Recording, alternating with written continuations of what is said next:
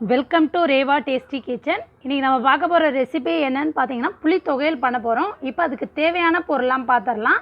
நான் ஒரு 4 காஞ்ச மிளகாய், கொஞ்சமாக கல் உப்பு எடுத்திருக்கேன். ஒரு கோலி உருண்டை சைஸ் அளவுக்கு புளி, கருப்பட்டி வெல்லம் பார்த்திங்கன்னா கொஞ்சமாக எடுத்துருக்கிறேன். இது எப்படி செய்யலான்றதை பார்க்கலாம். இந்த புளி தொக்கு பார்த்திங்கன்னா நம்ம நார்மலாக அம்மியில் அரைக்கிறப்ப இது டேஸ்ட் ரொம்ப நல்லாயிருக்கும். இது ரொம்ப ட்ரெடிஷ்னலான தொகையல் கூட. அதனால இப்போ இதை நான் அம்மியில் தான் அரைக்க போகிறேன். இப்போ அம்மியை வாஷ் பண்ணி எடுத்தாச்சு.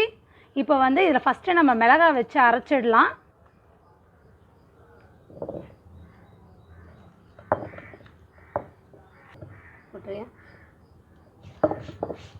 நம்ம லைட்டாக தண்ணி விட்டே அரைச்சிக்கலாம்.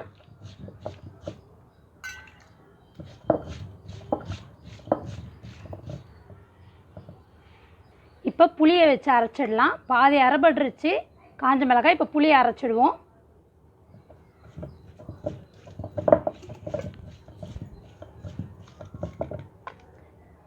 இது பழைய சாதம், சாம்பார் சாதம், தயிர் சாதத்துக்கெலாம் ரொம்ப டேஸ்ட்டாக இருக்கும். இது கண்டிப்பாக ட்ரை பண்ணி பாருங்கள்.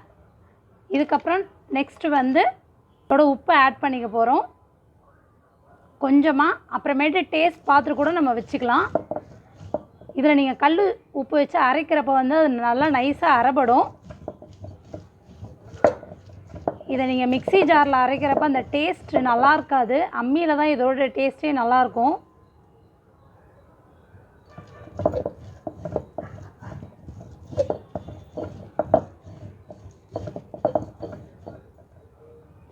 இதுக்கப்புறம் இப்போ நம்ம கருப்பட்டி இதோட ஆட் பண்ண போகிறோம்.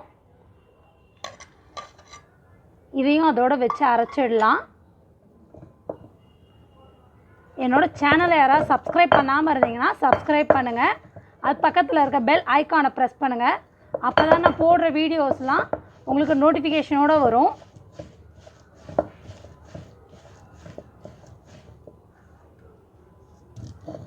முன்னதைக்கு இப்போ நல்லா நைஸாக ஆகிடுச்சு.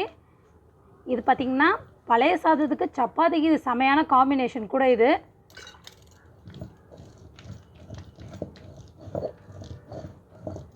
ரொம்ப ட்ரெடிஷ்னலான ஃபுட்டு. இது பார்த்திங்கன்னா காரசாரமாக அந்த கருப்பட்டி நம்ம இதில் ஆட் பண்ணுறதுனால அந்த சாஸ் டேஸ்ட் வரும். நல்லா அந்த இனிப்பாக பார்த்திங்கன்னா இந்த ஜாம் டைப்பில் வந்துருச்சு. பார்த்திங்கன்னா இப்போ குழந்தைங்களுக்கு நம்ம நார்மலாக சாஸ் கொடுக்கறது கூட கெடுதி தான். இது மாதிரி நம்ம அரைச்சி கொடுத்துட்டு தோசைக்கோ சப்பாத்திக்கோ இது மாதிரிலாம் நம்ம தொட்டு கொடுக்குறப்ப அது ரொம்ப உடம்புக்கு ஹெல்த்தி. இது இன்னும் கொஞ்சம் நைஸாக அரைப்படணும். இதில் பார்த்திங்கன்னா நம்ம உப்பு கம்மியாக தான் வைக்கணும். இதில் அந்த காரமும் அந்த புளிப்பு அந்த அந்த இனிப்பு சுவை தான் அதிகமாக தெரியும். அந்த கருப்பட்டியோட டேஸ்ட் இனிப்பு நல்லா தூக்கலாக தெரியணும்.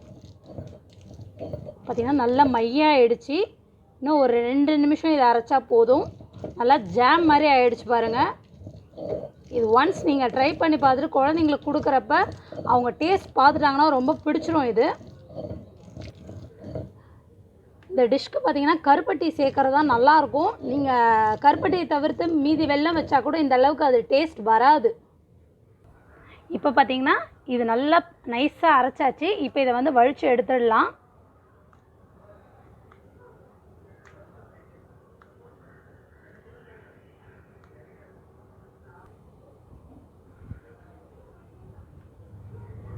இப்போ பார்த்திங்கன்னா ஜாம் மாதிரி ஆகிடுச்சு பாருங்கள் நல்லா நைஸாக.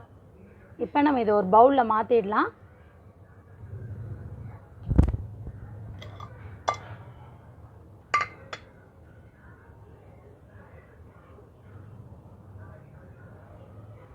இப்போ பார்த்திங்கன்னா புளி தொகையல் ரெடி ஆகிடுச்சு. அவ்வளோதான். ட்ரை பண்ணி பாருங்கள். ட்ரை பண்ணி பார்த்துட்டு எப்படி இருக்குன்னு கமெண்ட் பண்ணுங்கள்.